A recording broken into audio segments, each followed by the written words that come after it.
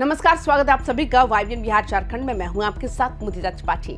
क्या बिहार में कानून का इकबाल खत्म हो चुका है? क्या अपराधियों के मन से पुलिस का खौफ पूरी तरह मिट गया है? आज हम आपको एक ऐसी खबर बताने जा रहे हैं जिसे सुनकर आप दहल जाएंगे। जरा सोचिए, एक बाजार जहां चहल पहल है, पुलिस थाना पास में ही है, लेकिन फिर भी आधा दर्जन नकाबपोश लुटेरे आते हैं और फिल्मी स्टाइल में 25 लाख की लूट कर फरार हो जाते हैं। ये घटना उस सीवान की है जिसे शहाबुद्दीन और अब ओसामा शहाब का गढ़ माना जाता है। और सबसे बड़ा सवाल, क्या ये बिहार के गृह मंत्री सम्राट चौधरी को अपराधियों की सीधी चुनौती है? क्या सीवान में अपराधियों ने सुशासन के दावों की धज्जियां उड़ा दी है? चलिए जानते हैं इस महालूट की पूरी इनसाइड स्टोरी। ये पूरी घटना सीवान जिले के बसंतपुर बाजार की है। दिन दहाड़े अरुण ज्वेलर्स नाम की दुकान में 6 की संख्या में नकाबपोश अपराधी घुसते हैं। किसी के हाथ में पिस्टल है तो कोई बैग लेकर आया है। दुकान के मालिक अरुण सोनी अभी कुछ समझ ही पाते कि उससे पहले ही अपराधियों ने सबको गन पॉइंट पर ले लिया। मात्र कुछ मिनटों के अंदर लुटेरों ने दुकान से 12 किलो चांदी, पुरानी ज्वेलरी और 6 लाख रुपए नकद समेट लिए। कुल मिलाकर 25 लाख रुपए की संपत्ति पर हाथ साफ कर दिया। सोचिए, अपराधी कितने बेखौफ थे कि उन्होंने चेहरे पर नकाब तो डाला था, लेकिन उनकी चाल ढाल में पुलिस का कोई डर नहीं दिख रहा। सबसे हैरान करने वाली बात जानते हैं क्या? ये दुकान बसंतपुर थाने से महज कुछ ही दूरी पर है। अब सवाल ये उठता है कि क्या अपराधियों के मन से पुलिस की सायरन वाली गाड़ी का खौफ खत्म हो चुका है? जब अपराधी 25 लाख की लूट कर रहे थे, उस वक्त पुलिस की गश्ती गाड़ी कहां थी? क्या पुलिस सिर्फ सड़कों पर चालान काटने के लिए है या आम जनता और व्यापारियों की सुरक्षा के लिए भी है? बसंतपुर के व्यापारियों में इस बात को लेकर भी भारी गुस्सा है। और अगर थाने के बगल में भी दुकानें सुरक्षित नहीं है तो फिर सुरक्षित कहां है? ये कोई आम लूट नहीं थी। अपराधियों ने बाकायदा इस दुकान की रेकी की थी। वीडियो में साफ साफ दिख रहा है कि 6 नकाबपोश लुटेरे 2 बाइकों पर सवार होकर आते हैं।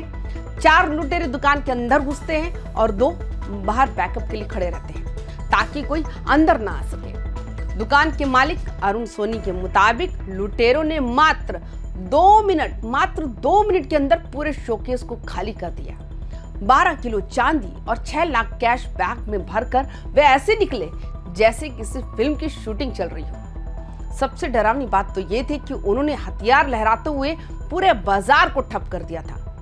क्या ये पेशेवर अपराधी किसी बड़े अंतरजातीय गिरोह के सदस्य हैं?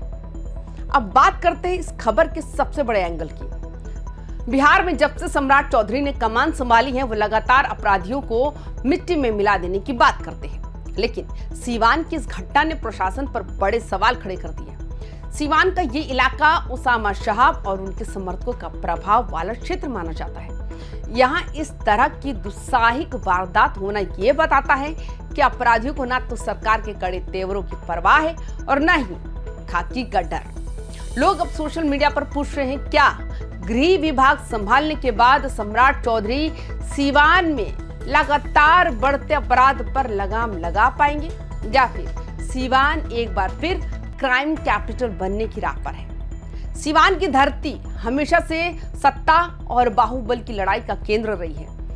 आज जब पूर्व सांसद शहाबुद्दीन के बेटे ओसामा शहाब इस इलाके में अपनी राजनीतिक जमीन तलाश रहे हैं, तब इस तरह की आपराधिक वारदातें कई सवाल खड़े करती हैं।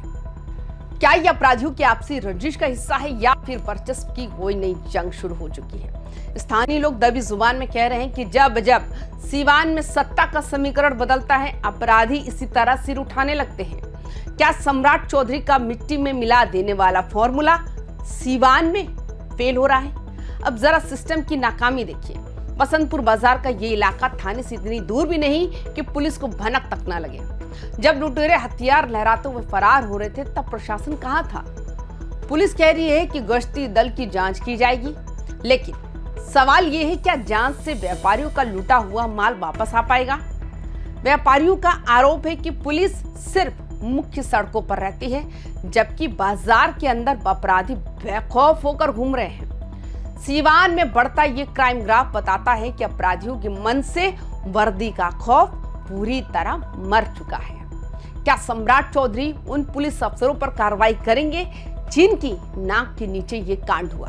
घटना के बाद पूरे बसंतपुर इलाके में दहशत का माहौल है। स्थानीय व्यापारी आक्रोशित हैं और सुरक्षा पर सवाल उठा रहे हैं। हालांकि पूरी वारदात दुकान में लगे सीसीटीवी कैमरे में कैद हो गई। पुलिस सब फुटेज खंगाल रही है, लेकिन लुटेरों ने जिस सफाई से हाथ साफ किया उससे लगता है कि उन्होंने पहले से ही पूरी दुकान की रेकी कर रखी थी। पुलिस अधिकारी कह रहे हैं कि गश्ती गाड़ी की भी जांच होगी, आखिर वारदात के वक्त पुलिस कहां थी। लेकिन सवाल वही है, गई हुई ज्वेलरी और वो डर क्या वापस आ पाएगा?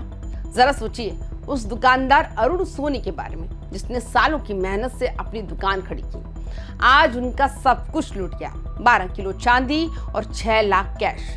अरुण सोनी का कहना है कि उन्होंने अब तक कई बार विरोधियों और अपराधियों की धमकियां झेली है, लेकिन ये लूट उनके लिए एक बड़ा झटका है।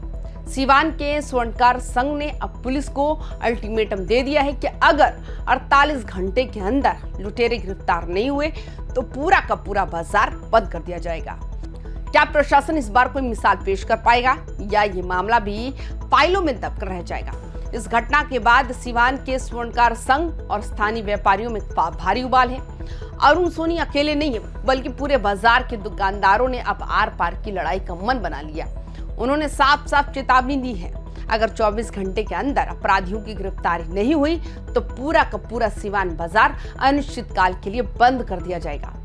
क्या प्रशासन इस अल्टीमेटम को गंभीरता से लेगा या फिर एक बार फिर जांच जारी है वाला रटे रटाए बयान के पीछे मामला दबा दिया जाएगा?